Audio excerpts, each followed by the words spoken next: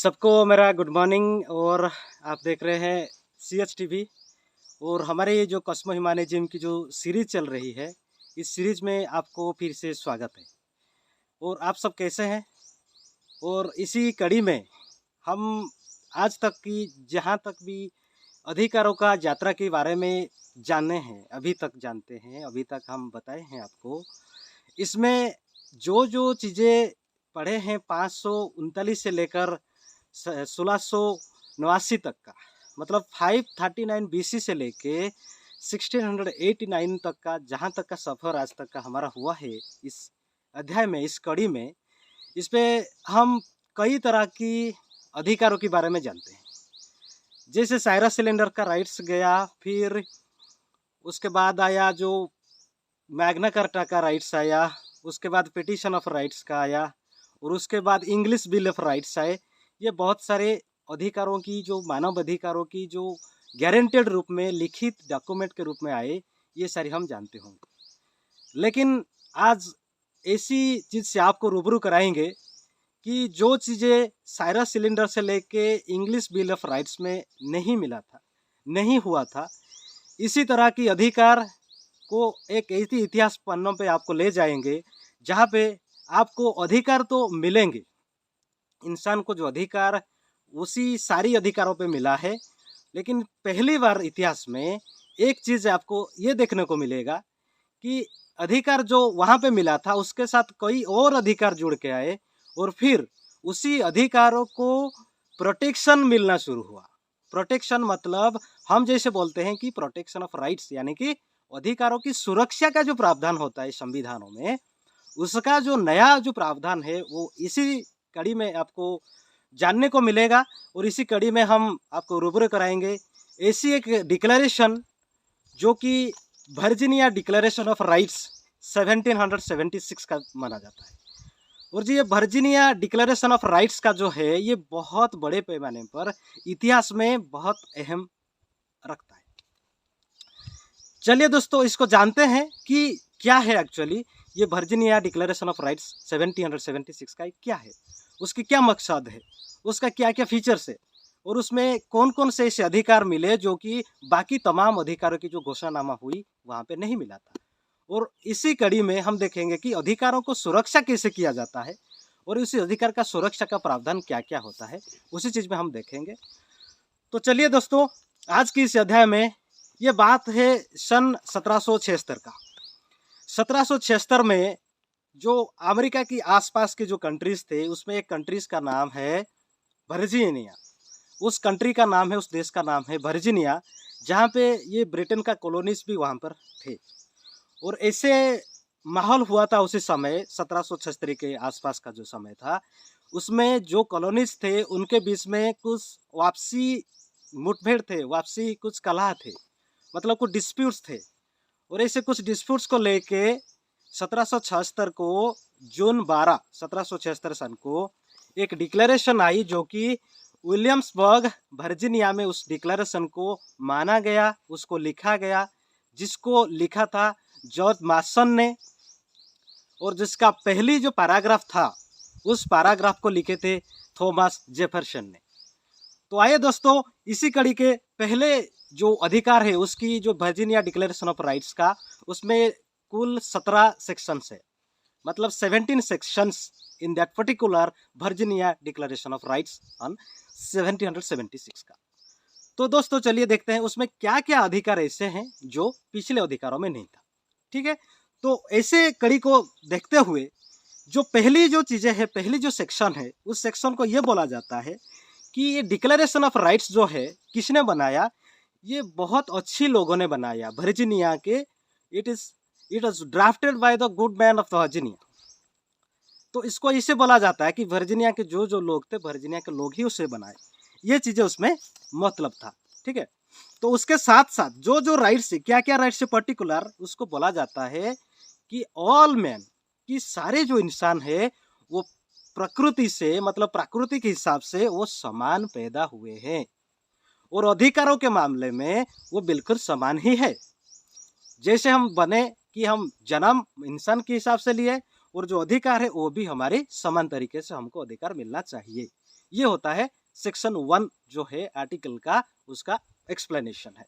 तो उसमें क्या क्या चीजें हैं हमको ये देखने को मिलता है कि प्रकृति से हम सब इंसान हैं और हम जन्म लेने के साथ साथ हमारे साथ कुछ इनहेरेंट राइट्स मिल के आता है, जिसको इनहेरेंट राइट्स बोला जाता है, हमारे जो अंतर्निहित अधिकार बोला जाता है।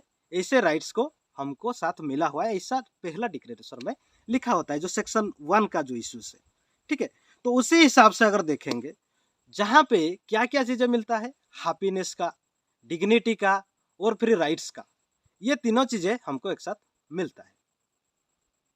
तो दोस्तों ये चीजें हम जानने के लिए कोशिश करेंगे कि जहाँ पर हम ये बात बोलते हैं कि प्रकृति से सब इंसान समान है और अधिकार, कुछ अंतर्निहित अधिकार हम जन्म के साथ लेके आते हैं। तो उसके साथ साथ क्या क्या चीजें उसमें लिखा हुआ है कि जो भी अधिकार इंसानों को मिला है, जब वो समाज में प्रवेश करता है, सोसाइटी में जीना लगता है, तो उसमें ऐसे कुछ राइट्स के बारे में लिखा गया है कि जो राइट्स को, जो अधिकारों को ना कोई छीन सकता है, ना कोई किसी को वंचित कर सकता है, ना कोई किसी को उससे अधिकारों से वंचित नहीं कर सकता। ये पहला जो सेक्शन है, उस सेक्शन में यही लिखा मिलता है आपको।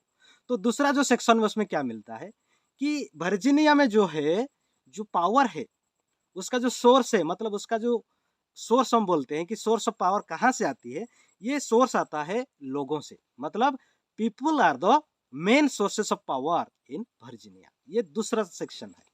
मतलब क्या क्या चीजें होती है, तो ये डिक्लेरेशन जो है ये लोगों के लिए है। ये जो डिक्लेरेशन लोगों के लिए बनाया गया है और लोगों के लिए सुनिश्चित किया गया है। तो उसमें क्या क्या हम देख सकते हैं, जैसे कि हम कोई भी अधिकार जो है लोगों के लिए बनाया है और कोई भी अधिकार लोगों से कोई छीन नहीं सकता। और वहाँ पे जो मजिस्ट्रेट काम करते होंगे, मतलब जो सरकार में जो लोग आएंगे उसमें, वो सरकार के लोग वहाँ के सिर्फ ट्रस्टी रहेंगे और जो लोगों की सेवा करेंगे, वो अपने आप से मनमर्जी नहीं कर सकते, वो लोगों की सेवा करेंगे। ये दूसरी सेक्शन में लिखा मिलता है।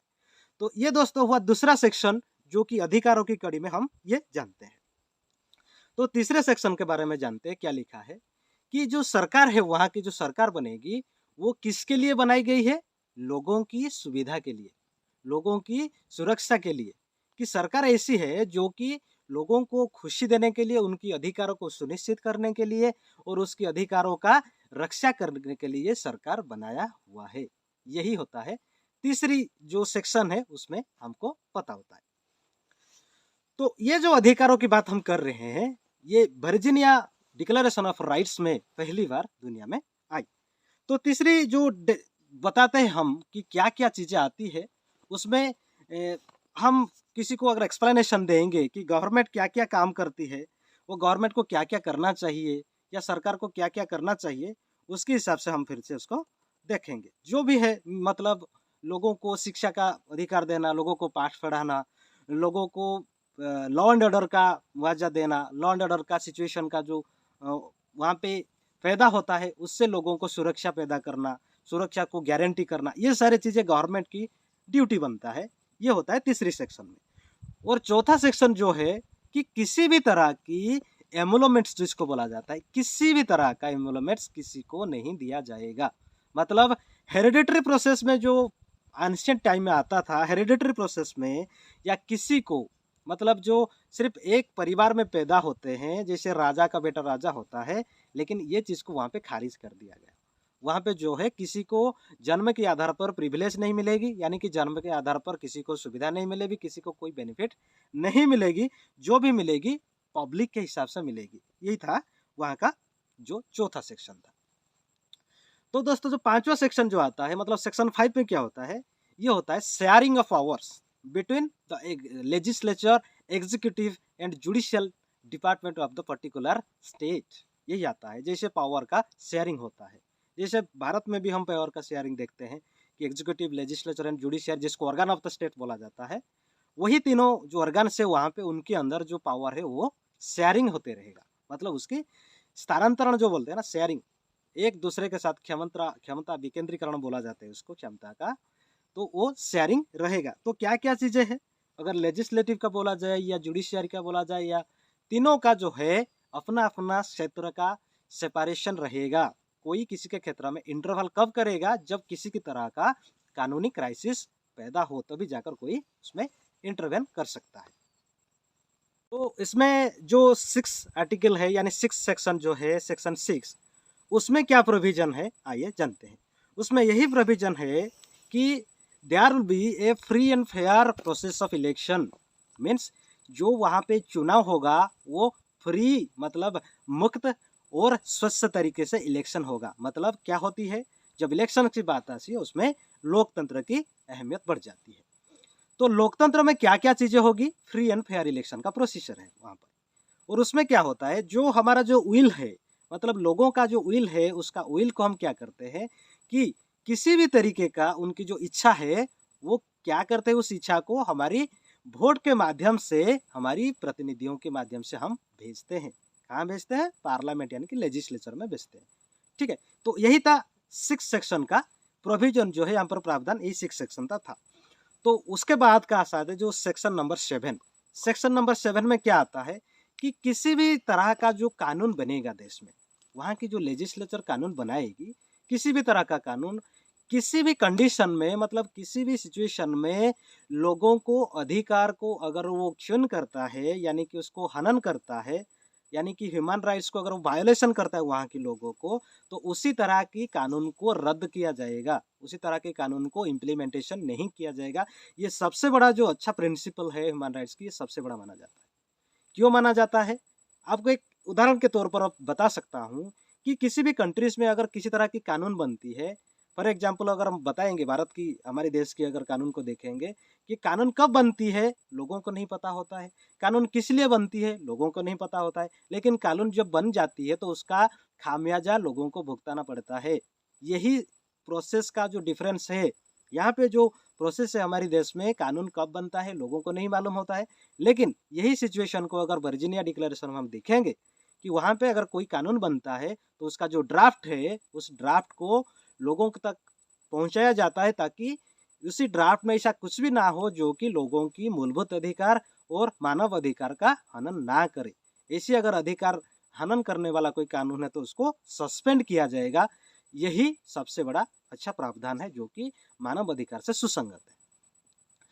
तो दोस्तों, जो 17 सेक्शन है वर्जीनिया डिक्लेरेशन में, फिर आज तक का जो वीडियो हमने देखा है, आज तक का अध्याय में इतना हम देखते हैं। फिर अगली अध्याय में देखेंगे बाकी जो अधिकार हम वहाँ पे देखते हैं, बाकी जो रहे आज तक हम 6-7 सेक्शन तक पढ़े हैं, और बाकी का जो अधिकार है हम फिर दूसरे अध्याय में देखेंगे। अगले अध्याय में उसको फिर से हम आपको लेकर आएंगे, आपको अच्छे से समझाएंगे उसमें क्या क्या प्रावधान है और क्या क्या प्रावधान है।